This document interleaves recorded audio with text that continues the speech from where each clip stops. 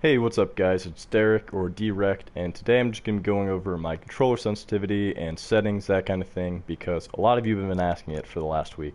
So here it is, we're going to put out a video on it. To start it off, I just use a regular controller. It's blue. I use a regular grip. I don't have a scuf controller, I don't claw it or anything like that. With the new Builder Pro layout, the only thing that I do claw is when I'm trying to change materials, I'll hit left D-pad with my finger instead of my thumb so that I can continuously move at the same time. If I'm just standing still, I can always just take my thumb off and press it on the D-pad, but in the middle of a gunfight, that will prevent me from moving, which I don't want. But let's go right to the settings here. So I recently raised them. And the reason for that is I want to figure out how to become a quicker builder, and obviously the best way to change that is to raise your sensitivity. So for me, I ended up figuring out that a 9.9 sensitivity was good enough to balance everything. And when you're changing your sensitivity, ideally you want to raise it as high as you can, that you can still hit shotgun fights, because that's the only thing that your controller sensitivity, your XY sensitivity, will affect. And the reason for that is your scoped AR and your sniper sensitivity won't be affected at all either way, because you can always just raise or lower that one way or the other. So for me, 9.9 is what I'm working on right now. I'm doing a pretty good job hitting my shots on shotguns, so I'm keeping it right there. So I have a 9.9 XY with a .55 ADS and a .65 scope sensitivity. It used to be down to a 7.7. Let's see. And I think I was definitely at a .65 and a .80. And for me, this before was perfect. Shotgun shots I hit almost every time. My scoped sensitivity is perfect. My accuracy is very high on this, and it's still pretty good. The only thing, like I said, is shotguns are a little more of a challenge for the time being until I get accustomed to that new sensitivity. I also have the scale of my heads-up display a little lower than full, just because I don't like that it takes up so much of the screen, so I like to lower that so I can see more of the gameplay. Other than that, I also turn sprint cancels reloading on, so if I'm in the middle of a gunfight and I need to get out of there, my priority is to run away instead of reloading, so I have that setting. We have tap to search / interact, so if I'm in duos or squads and I'm trying to revive someone, I like to be able to just tap the square button and be able to revive them, and at the same time it can also go into my inventory and drop the meds, ammo, that kind of thing at the same time. It's also useful in solo if I'm just opening a chest and I don't want to worry about holding it down and waiting for it to go all the way through. This just takes care of it. Auto-equip better items doesn't do anything as far as I know.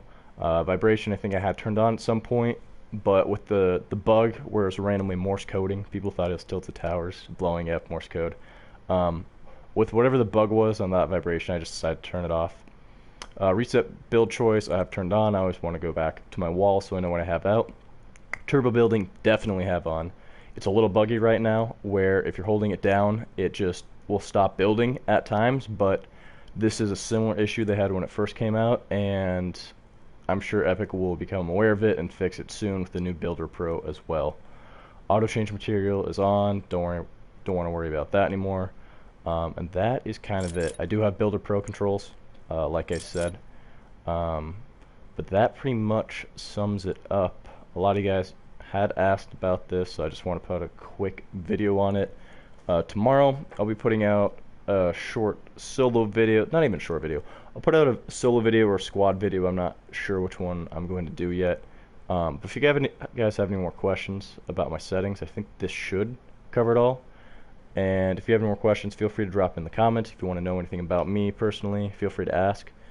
I do want to get a scuf controller in the future when I start making money from the channel. I do want to do this kind of long term, and if I start making money from this channel, then I would like to buy a scuf controller, because I think that puts you at a huge advantage over other people. Like I said, the one advantage you have with the lower sensitivity is more shotgun accuracy, and the same thing goes with a scuf controller, because with a regular controller, when you are, hold on, this is in reverse, so I'm trying to time this up. When you're on a regular controller and you're trying to jump shot, which is something else people ask me about, when you're trying to jump shot with a regular controller that you're not a claw grip, what you have to do is you have to hit X you have your hands right here. I'm going to turn a little bit. There we go. You have your hands right here. Normally, you're moving around, and then to jump, you have to take your thumb off of what you aim with to jump really quick, and then you have to quickly hop back on and try and aim. So that makes jump shotting really difficult. It's kind of just like a flick and getting to know exactly where they are.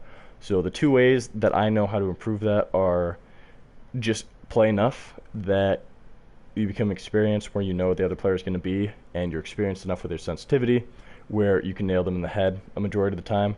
But one other thing that I did start practicing is kind of a deliberate process. Is as soon as you jump off, you want to hop on and try and control it.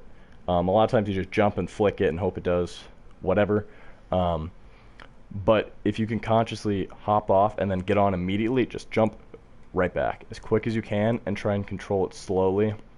In the meantime, that should help you with your shotgun fights a little bit.